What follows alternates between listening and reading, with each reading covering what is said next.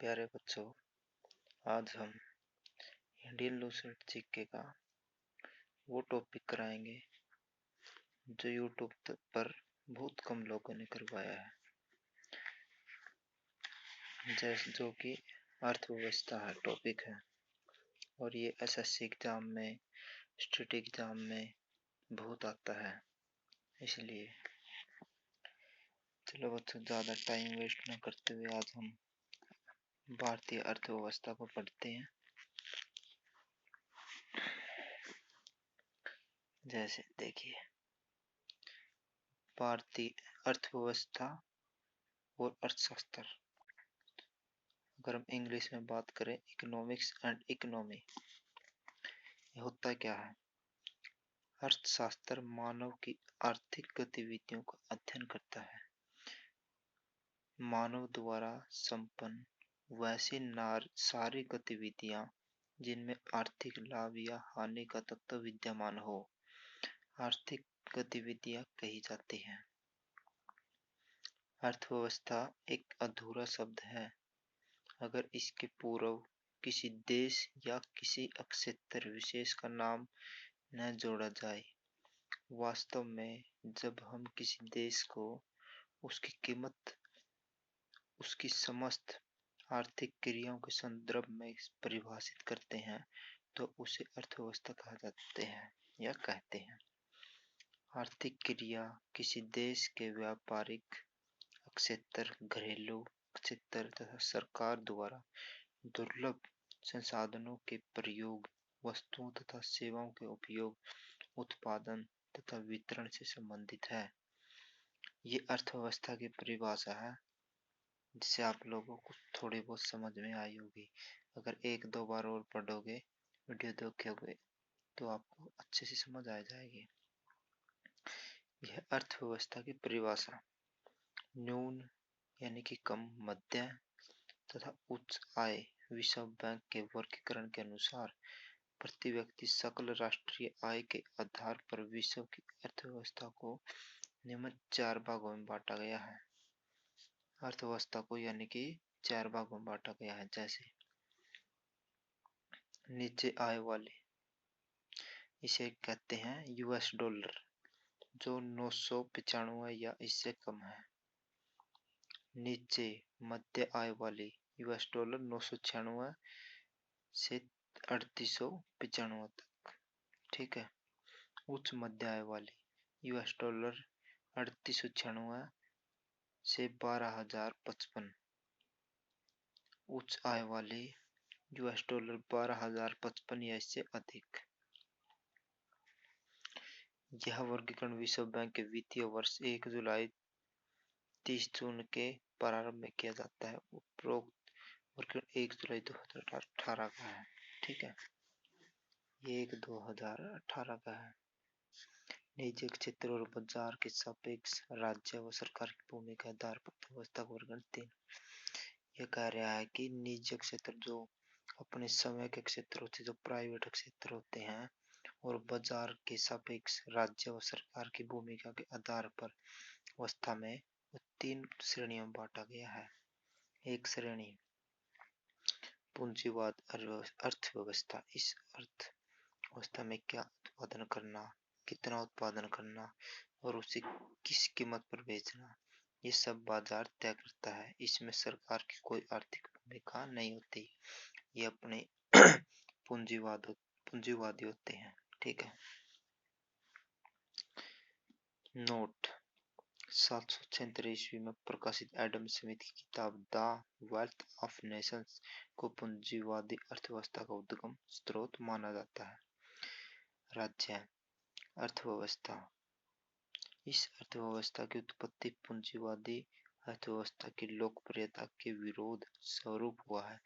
इसमें उत्पादन, आपूर्ति और कीमत सबका फैसला सरकार द्वारा लिया जाता है।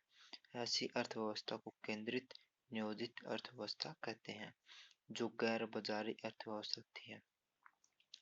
ये बाजार की न होकर हरियाणा सरकार मानो, राजस्थान सरकार मानो, यानी कि स्टेट गवर्नमेंट की होती है। राज्य अर्थव्यवस्था को दो अलग अलग शैली नजर आती है। सोवियत संघ की अर्थव्यवस्था को समाजवादी अर्थव्यवस्था कहते हैं, जबकि 1985 ईस्वी से पहले चीन की अर्थव्यवस्था को साम्यवादी अर्थव्यवस्था कहते हैं।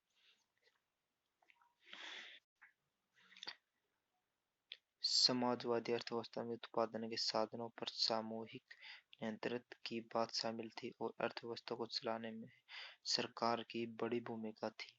वही साम्यवादी अर्थव्यवस्था में सभी संपत्तियों पर सरकार का नियंत्रण था और श्रम संसाधन भी सरकार के अधीन थे। पहली बार राज्य अर्थव्यवस्था सिद्धांत जर्मनी दार्शनिक कार्ल मार्क्स 1888-1883 ने दिया था, जो एक व्यवस्था के तौर पर पहली बार 1917 ईस्वी की बोल्शेविक क्रांति के बाद सोवियत संघ में नजर आई और इसका आदर्श रूप चीन 1949 में सामने आया। प्यारे बच्चों, आपको थोड़ा बहुत समझ में आ रहा होगा। एक दो बार वीडियो देखेंगे तो आपको कंप्लीट समझ में आ जाएगा। मिश्रित अर्थव्यवस्था, एक थी हमारी निजी पूंजीवादी अर्थव्यवस्था, दूसरी थी हमारी राज्य अर्थव्यवस्था और तीसरी है हमारी मिश्रित अर्थव्यवस्था। इसमें कुछ लक्षण राज्य अर्थव्यवस्था के मौजूद होते हैं तो कुछ लक्षण पूंजीवादी अर्थव्यवस्था के, यानी कि सरकारी एवं निजी क्षेत्र सह अस्तित्व। द्वितीय विश्व युद्ध की समाप्ति के बाद उपनिवेशवाद के चंगुल में निकले दुनिया के कई देशों ने मिश्रित व्यवस्था को अपनाया। इनमें भारत, मलेशिया एवं इंडोनेशिया जैसे देश शामिल हैं। नोट करना बच्चों। केस ने सुझाव दिया था कि पूंजीवादी अर्थव्यवस्था को समाजवादी अर्थव्यवस्था की ओर कुछ कदम बढ़ाना चाहिए, जबकि प्रोफेसर लॉन्ज ने कहा कि समाजवादी अर्थव्यवस्था को पूंजीवादी अर्थव्यवस्था की ओर कुछ कदम बढ़ाना चाहिए। बंद अर्थव्यवस्था वह अर्थव्यवस्था है जिसमें न तो निर्यात और न ही आयात होता है, यानी ऐसी अर्थव्यवस्था का शेष विश्व से कोई संबंध नहीं होता। अर्थव्यवस्था के क्षेत्र, मानव के वो तमाम क्रियाकलाप जो आय सृजन में सहायक होते हैं, उन्हें आर्थिक क्रिया की संज्ञा दी गई है। आर्थिक क्रिया किसी देश के व्यापारिक क्षेत्र, घरेलू क्षेत्र तथा सरकार द्वारा दुर्लभ संसाधनों के प्रयोग, वस्तुओं तथा सेवाओं के उपयोग, उत्पादन तथा वितरण से संबंधित है। अर्थव्यवस्था की आर्थिक गतिविधियों को तीन श्रेणियों में बांटा गया है, जिन्हें आर्थिक अर्थव्यवस्था का क्षेत्र कहा जाता है। प्राथमिक क्षेत्र, अर्थव्यवस्था का यह क्षेत्र प्रत्येक रूप से पर्यावरण पर निर्भर होती है। इन गतिविधियों का संबंध भूमि, जल, वनस्पति और खनिज जैसी प्राकृतिक संसाधनों से है। कृषि, पशुपालन, मत्स्य पालन, खनन और उनसे संबद्ध गतिविधियों को इसके अंतर्गत रखा जाता है।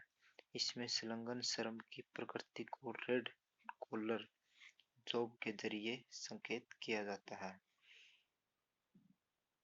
नंबर 2, द्वितीय क्षेत्र, अर्थव्यवस्था का वह क्षेत्र जो प्राथमिक क्षेत्र के उत्पादनों को अपनी गतिविधियों में कच्चे माल की तरह उपयोग करता है, द्वितीय क्षेत्र कहलाता है। जैसे लोहा इस्पात उद्योग, वस्त्र उद्योग, वाहन, इलेक्ट्रॉनिक्स उद्योग। वास्तव में इस क्षेत्र में विनिर्माण कार्य होता है, इस कारण ही इसे औद्योगिक क्षेत्र भी कहा जाता है।